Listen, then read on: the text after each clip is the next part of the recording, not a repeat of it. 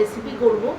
তো মা করেছে পরোটা, তো ঘিয়ের পরোটা করেছে, আর ভাবলাম কি খাবো। তো সন্ধেবেলা রান্নাটা করছি রাতের ডিনারের জন্য। তো রাতে করছি আমি কালো তিল বাটা দিয়ে চিকেন। তো কিভাবে করি সেটা তোমরা দেখো। কালো তিল বাটা দিয়ে কিভাবে চিকেনটা করি, একদম নর্মালি সিম্পল চিকেনটা। তো তোমাদের দেখাই যে কিভাবে আমরা কালো তিল বাটা দিয়ে চিকেনটা করছি। ঠিক আছে, স্টার্টিং।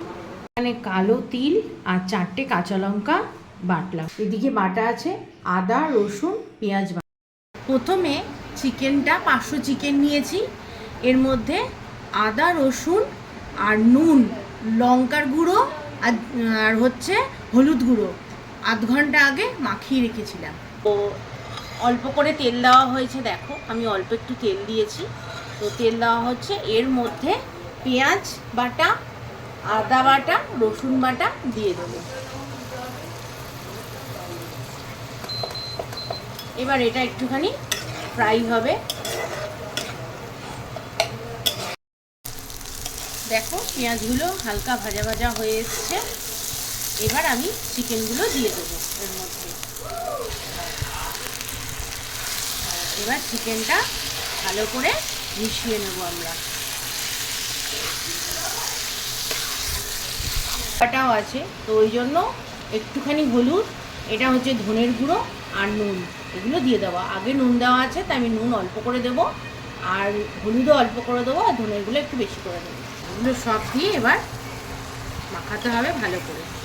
বসে এসছে, এবার আসল হচ্ছে এই যে তিল বাটাটা এইবার দিয়ে দিলাম। এখানে 2 চামচ তিল আছে, আর হচ্ছে 4টে লঙ্কা দিয়ে আমি বেটেছিলাম, এটাই হচ্ছে আসল। এইটাকে দিয়ে এবার কষিয়ে জল ঢালতে হবে। হ্যাঁ, জল দিয়ে দিয়েছি, যাতে যতটুকু জল দেওয়া উচিত, মানে চিকেনটা সেদ্ধ হওয়ার মতন। একদম দেখো কালো তিল দেওয়াতে একদম চিকেনটা কালো হয়ে গেছে। এবার যতটুকু জল দেওয়ার দরকার ততটুকু দিয়েছি। এবার দেখা যাক সেদ্ধ হোক, তারপরে কীরকম হয়। সেদ্ধ হওয়ার পর দেখা যাক। পুরো কালো কালো ভাবটা এসে গেছে, আমাদের ক্যামেরায় কতটুকু এসছে জানি না, কিন্তু পুরো কালো ভাবটা এসছে। এবার সেদ্ধ হলে দেখা যাবে কীরকম হয়। এবার আমি চাপা দিয়ে দিলাম। হচ্ছে এইরকম চিকেনটা হয়েছে, পুরো কালো, কিন্তু অসাধারণ টেস্ট হয়েছে। এসছে চিকেনটা অসাধারণ দেখতে হয়েছে, নতুন ধরনের চিকেন। আর তোমার